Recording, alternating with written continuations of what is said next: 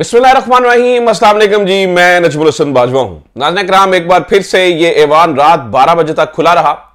एक बार फिर से इस ऐवान के अंदर रात गए तक गहमा गहमी होती रही और एक दफा फिर से इन सियासतदानों ने, इन एलीट क्लास ने, इन लोगों ने सिर्फ और सिर्फ अपने जाती मफाद के लिए अपने लिए फैसले किए, अवाम के लिए। ना तो कभी ये ऐवान खुले, ना कभी ये रात गए अदालतें खुली और ना कभी अवाम के मफाद के अंदर कोई फैसला हुआ। आज ये तय हो गया कि जब भी इस मुल्क की एलीट क्लास को, इस मुल्क की अशराफिया को, इस मुल्क के सियासतदानों को, इस मुल्क के फैसला साजों को जब भी कोई फैसला करना होता है जो जाती मफाद में हो, तो ये रात देर तक बैठकर करते रहते हैं।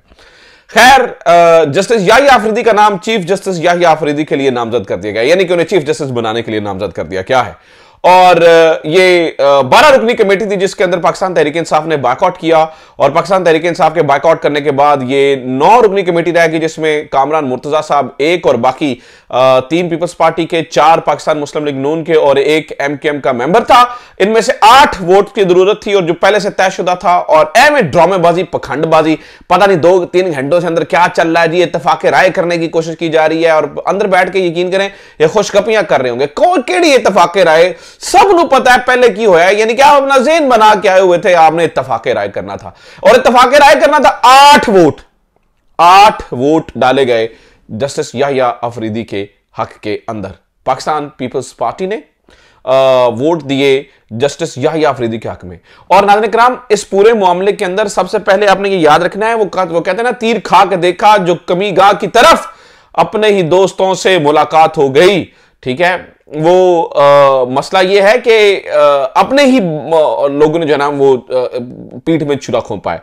जस्टिस मंसूर अली शाह साहब के साथ सबसे बड़ी ज्यादती जो है वो काजी फायज ईसा ने की है और आखिरी दम तक, आज तक ज्यादती करके गए हैं।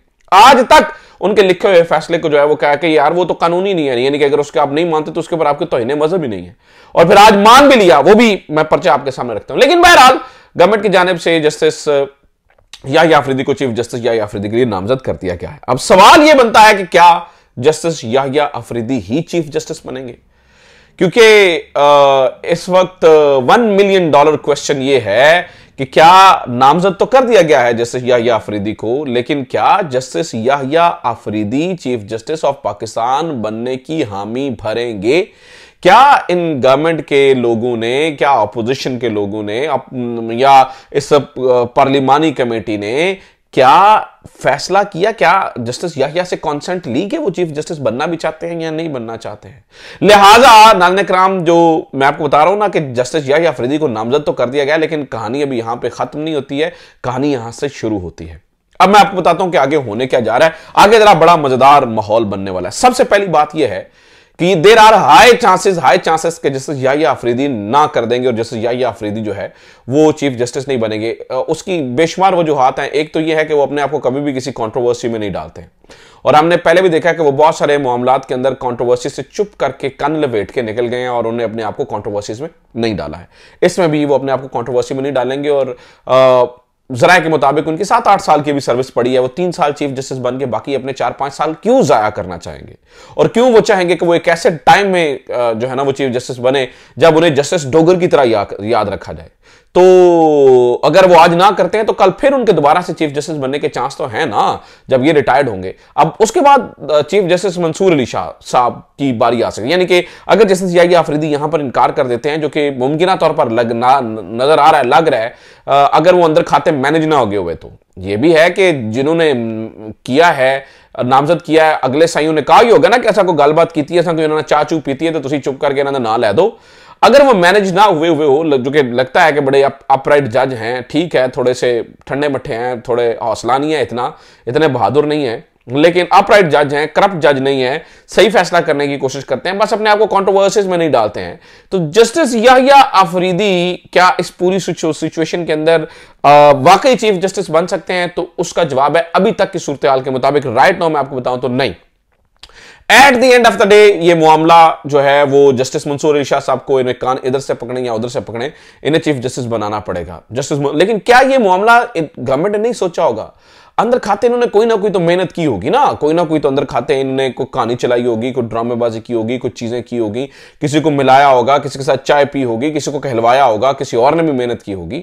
ठीक है, तो ऐसा तो नहीं होगा कि, लेकिन अगर चले एक लम्हे के लिए मान लेते हैं कि जस्टिस मंसूर अली शाह साहब चीफ जस्टिस नहीं बनते हैं और जैसे कि नामजदगी हो गई याहिया अफरीदी की, याहिया अफरीदी ही चीफ जस्टिस ऑफ पाकिस्तान होंगे, तो क्या जस्टिस मुनीब अख्तर और क्या जस्टिस मंसूर अली शाह साहब, उनका क्या? क्योंकि फौज में ऐसा होता है कि जो ऊपर वाले 2 होते हैं या 3 होते हैं, 4 होते हैं, अगर कोई जूनियर जो है वो चीफ बने तो ऊपर वाले रिजाइन कर जाते हैं।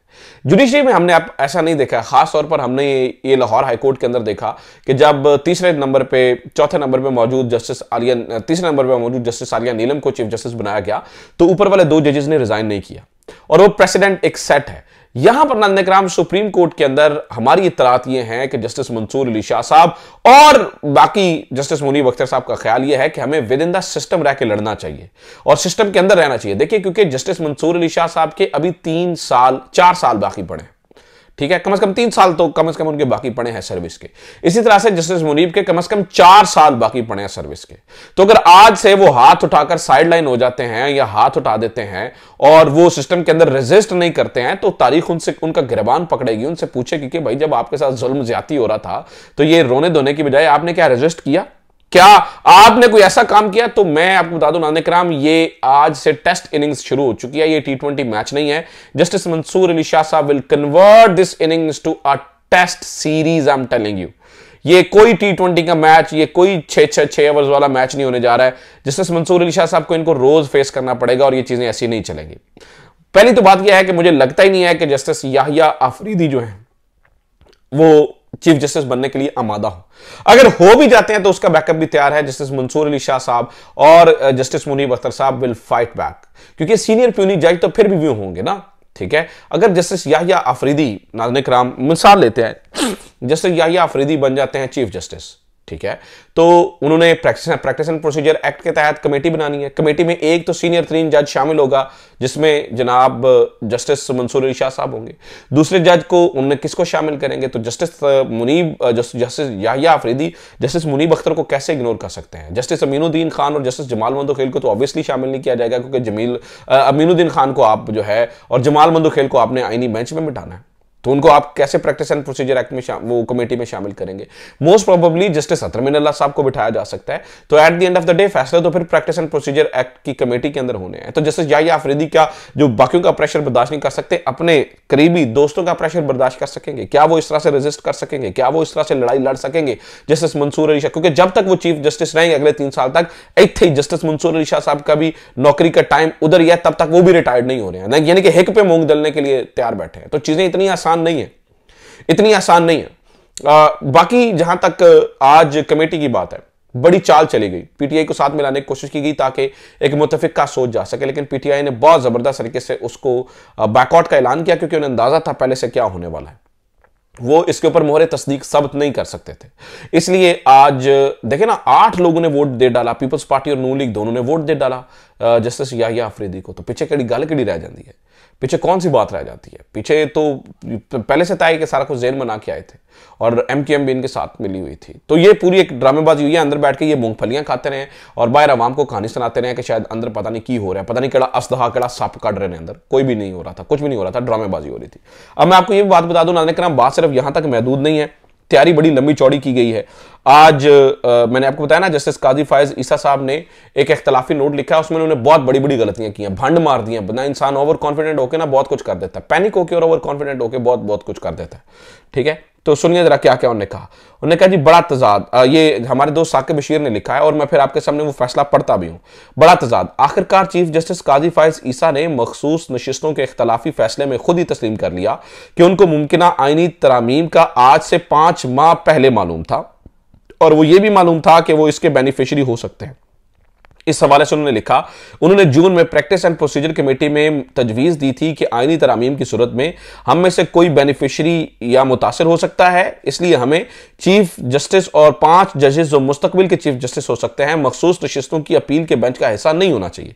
अब सबसे बड़ा सवाल यह है कि जून से अब तक 5 माह तक मोहतरम चीफ जस्टिस साहब ऐसे केसेस से दूर रहे हैं जिनका ताल्लुक आईनी तरमीम से बन सकता था? नहीं, वो सारे में बैठे हैं।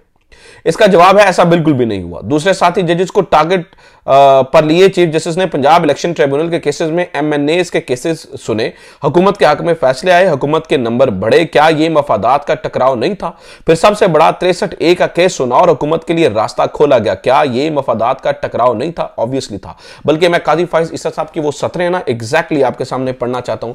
वो कहते हैं, I as a chief justice hearing the committee proposed that these appeals should be heard by those who may not be considered to be the beneficiaries or effectees of the constitutional amendment which was then being discussed, to consider making the offer of the Chief Justice a tenure 3 years of post.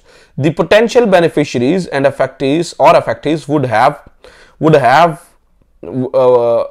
have been the Chief Justice and 5 judges, and they would have been, आगे वो paragraph जो है वो खत्म हो जाता है कि उन्होंने कहा जी वो हमने अंदाजा था और मैंने, यानी कि चीफ जस्टिस काजी फाइज साहब कह रहे हैं कि हमने प्रपोज किया था कि ये सारे जजेस जो है वो इसका हिस्सा ना बने। तो आपने 63A का फैसला क्यों सुना? आपने मेंबर्स बनाने वाला फैसला क्यों सुना? तब आपकी जबान कुंद हो गई, तब आपके ख्यालात मर गए, तब आपकी सोच दफन हो गई।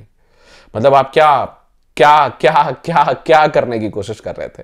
तो कहने का मतलब यह है नाज़रीन किराम कि बात इतनी सादा नहीं है, चीज़ें इतनी सादा नहीं है, मामलात इतने सादा नहीं है। काजी फाइज ईसा साहब अपने आप को एक्सपोज करके गए हैं और आज जो 26वीं आईनी तरमीम का मकसद था वो मकसद आज पूरा हो गया है, क्योंकि मकसद यही था कि किसी तरीके से जस्टिस मंसूर अली शाह साहब का रास्ता रोका जाए। लेकिन मैं आपको बता दूं कि जस्टिस मंसूर अली शाह साहब का रास्ता रोकना इतना आसान नहीं है।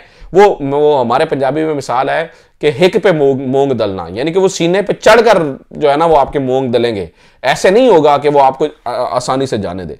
बाकी प्लानिंग बड़ी लंबी चौड़ी हो गई है। काजी इधर इन्हें लगा के याहिया अफरीदी को, अमीनुद्दीन खान को नीचे लगाकर प्लानिंग ये है कि पूरी पाकिस्तान तहरीक इंसाफ को क्रश कर दिया जाए। और इसके लिए जो इनके भोंपू साहब हैं, मुनीफ फारूक साहब, वो क्या कह रहे हैं? वो कहते हैं जी इमरान खान को मजीद पीछे कर दिया गया है और अदालतों में समाअत के वक्त सहाफियों को भी नहीं मिलने दिया जाएगा और जो काम अगले साल होने थे वो भी इस साल कर लिए जाएंगे। ये एक और तरफ इशारा कर रहे हैं। अभी एक एक्सटेंशन की कोशिश की गई, वो नहीं हुई। एक और बड़ी एक्सटेंशन की तरफ शायद मेरा ख्याल है मुनीफ फारूक साहब इशारा कर रहे हैं कि अगले साल कुछ चीज़ें होनी थी। आई डोंट नो, शायद इनका इशारा वही है। अब वो काम इस साल कर लिए जाएंगे, पता नहीं इसका क्या मतलब है, लेकिन वो इशारतन बात कर रहे हैं और चीज़ें हो रहे हैं। और इन सब पे सोने का सुहागा, दिन दहाड़े हर चीज़ हो रही है। कासिम रोंजो साहब आज आए और उन्होंने बताया कि मुझसे कैसे वोट दिलवाया गया। वो कहते हैं कि जनाब मुझे जो जोरावर थे वो ले गए, मुझे एक ऐसी जगह पर रखा गया जहाँ में मच्छर वगैरह थे, मुझे डायलिसिस के लिए जाना होता था। पहले मुझे डायलिसिस के लिए लेके जा गए 2 दफ़ा, फिर मुझे मच्छरों से मैं बीमार हो गया तो फिर मुझे हॉस्पिटल लेके गए। तो मुझे ये बार बार हॉस्पिटल जो है ना वो लेके जाते रहे और फिर उनने सारी अपनी रुदात बताई कि जो लेके जा, फिर इस तरह से मेरा वोट दिलवाया गया। अब वोट, इस प्रेस कॉन्फ्रेंस ने जब ऊधम मचा दिया, सारे इसके ऊपर बात करना शुरू हो गए, तो कुछ ही देर के बाद उनके ऊपर दोबारा शायद प्रेशर आया होगा। उन्होंने बुलाया घर में और उन्होंने एक और वीडियो रिलीज़ की घर से कि जनाब ये तो मुझे अख्तर मिंगल साहब ने कहा है, अख्तर मिंगल साहब ने कहा है कि आप इस तरह की वीडियो जारी करें और मैंने उनके दबाव में आके ये वीडियो जारी की है। मैं मुस्ताफ़ी हो चुका हूं, मैंने उनके दबाव में आके जो है ना वो वीडियो जारी की है। और उस वीडियो को पाकिस्तान टेलीविजन यानी कि पीटीवी लगाता है, पीटीवी ट्वीट करता है। पीछे कड़ी गल रह गई है, दसो पीछे कड़ी गल रह गई है। कहानी तो सारी जो है वो ख़त्म होती हुई नज़र आ रही है। तो नाज़रीन किराम, इस वक्त की ये सूरत हाल है, ये चीज़ें हैं। मामलात इतने सादे नहीं है जितने सादे दिखाने की कोशिश की जा रही है। मामलात काफ़ी गड़बड़ हैं और जस्टिस मंसूर अली शाह साहब हार नहीं मानेंगे, ये तयशुदा मुसल्लमा हकीकत है। और भी बहुत सारी खबरें अगली वीडियो में आपके साथ शेयर करता हूँ। अपना ख्याल रखिए। खुदा हाफिज़। पाकिस्तान जिंदाबाद।